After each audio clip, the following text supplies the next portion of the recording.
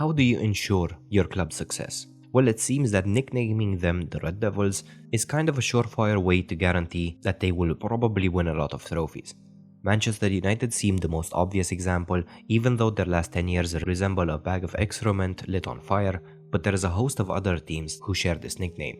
Al Ahly, America de Cali and Hapoel Tel Aviv have trophy cabinets overflowing with honors and are some of the most successful clubs in their respective countries. AC Milan could also be shoehorned into the list as well, as their two nicknames are Rossoneri, the Red and Blacks, and Il Diavolo or the Devil. However, the team whose story I am covering today had the chance to join the others, but experienced one of the biggest downfalls in Europe. FC Kaiserslautern has existed in one form or another since 1900 and is considered one of the most successful German teams. Their pre-war history is peppered with name changes and various local and state championships due to the decentralized nature of German football. By the time football in Germany was suspended due to the rapid advance of the Allies, the team was officially known as the first FC Kaiserslautern, having had 4 other names during their history. The regime of the man with the funny mustache had tried to enforce their outlook on all German teams, and Kaiserslautern were no different. The team had to be declared Jew-free and register all of their members for the Austrian painter's youth. In the toxic and hateful climate of Nazi Germany, the club tried to stave off attempts to unite local teams into 1 or 2 bigger clubs and managed to win the regional championships at the end of the 1941-42 season. Crucial to that would be the so-called Walter 11, containing brothers Fritz Walter, Ottmar Walter and Ludwig Walter. These 3 men would be instrumental in both Kaiserslautern's and Germany's post-war rise. Before they could build on their success, many of the team's 11 were sent to the front lines.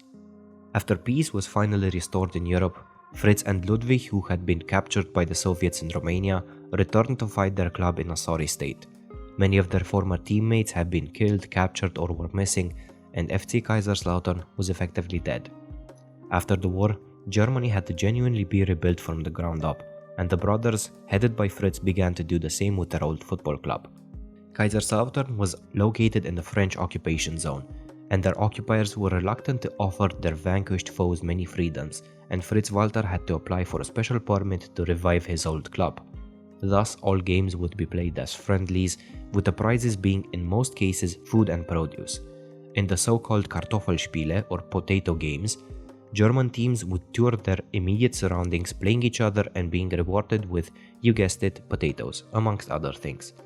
The organizers would offer this payment as compensation for the entertainment brought to the beleaguered population. During those years, the Walter 11 was a fan favorite, and many were convinced they would go on to become a superstar team. After the war, German football continued to be organized in regional championships, with the winners facing each other for the ultimate prize. From 1945 to 1963, Kaiserslautern won the Southwest First League 11 times and won the German Championship 2 times in 1951 and 53, with the team making the final on almost a yearly basis. 1 year after their second championship, 2 of the Walter brothers, Fritz and Ottmar, would also become World Cup winners with Germany in Bern.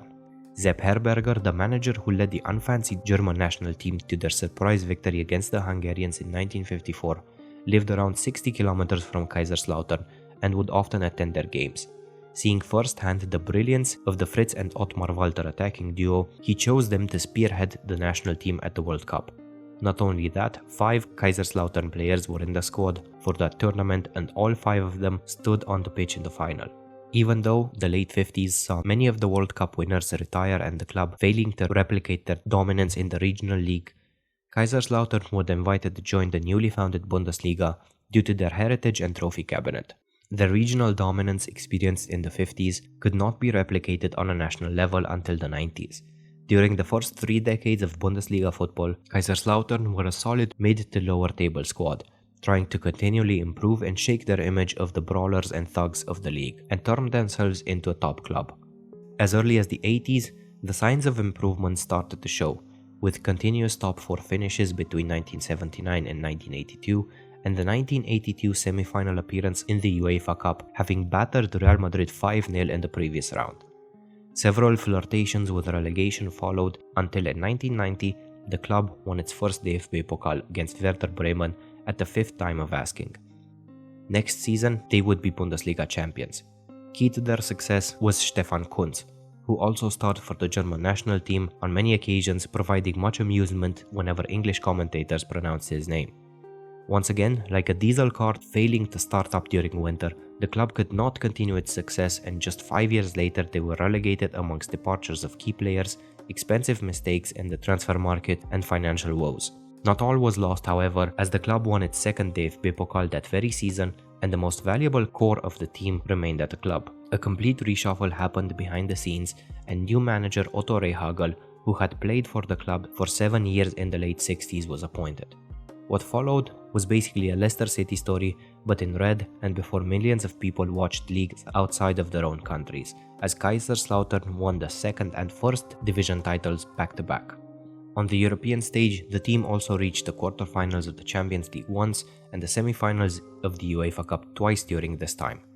Big-name players graced the Fritz Stadium in those years, most notably Yuri Djorkaeff, who had won the World Cup with France.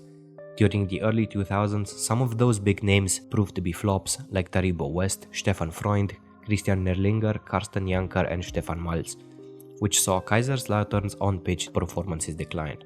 Off the pitch, the club's leadership was mired in scandal and the debts were piling up. 3 years were spent battling relegation, until at the end of the 05-06 season, the inevitable came. During this dark time, the club's arguably best product in the modern era, Miroslav Klose, made his debut for the club. The relegation galvanized the fans, and 1,000 new members joined the fan base in the first 2 months of the club's time in the second league. Another fairy tale promotion and title win were not on the cards, however. After 4 years of second-tier football, including a near miss with another relegation, Kaiserslautern won the Zweite Bundesliga at the end of the 2009-10 season and finished a respectable 7th next season. Once again, second season syndrome would hit them hard. In the 2011-12 campaign, FCK getting relegated with a -30 goal difference and only 23 points. The next 6 years could be viewed as an even faster descent into madness, as the team went from losing the promotion playoff finals in 2013 to finishing last in 2018. With the classic symptoms of short-termism in the transfer market and the rotating cast of managerial appointments being ever present. The relegation sent shockwaves through German football, not only due to the fact that such a historic club would play third-tier football, but also because the club were struggling financially and were on the brink of not being able to pay for their license. A solidarity payment from the German FA was arranged for the two teams relegated to the third tier that year, namely Kaiserslautern and Eintracht Braunschweig, amounting to a total of 600,000 euros. Even with that amount, financial trouble would follow the team into the third tier, and with the uncertainty caused by the incipient pandemic, the club secured a loan from Luxembourg-based businessman Flavio Becca in 2019 to pay for their licenses. On the pitch, the first 2 years of third-tier football were not kind to the fallen giant, as the team finished 10th and 14th. But in 2022, they finally broke their rut, winning promotion via the playoffs against Dynamo Dresden. The upwards trajectory continued last season under newly appointed coach Dirk Schuster. Top performance Philipp Clement and Eric Dorm, yes, that Eric Dorm, joined that summer, linking up with top scorer Terence Boyd and defensive stalwart Boris Tomiak. The team sat in 5th after 20 games, but a bad run of form at the end of the season saw them finish 9th. However, once again, Kaiserslautern's form resembles a medical machine in a hospital drama where all the good-looking doctors have concerned faces and they are battling relegation again. With such a topsy-turvy history, I will probably have to make another video in 3 to 5 years' time, either detailing how they rose from the third tier to win the Champions League or how they just lost 8-0 to a village team whilst playing in the 7th tier. If you've stuck around so far, I'd like to thank you very much for watching till the end. If you like the content, consider liking and subscribing to the channel, and I will see you next time.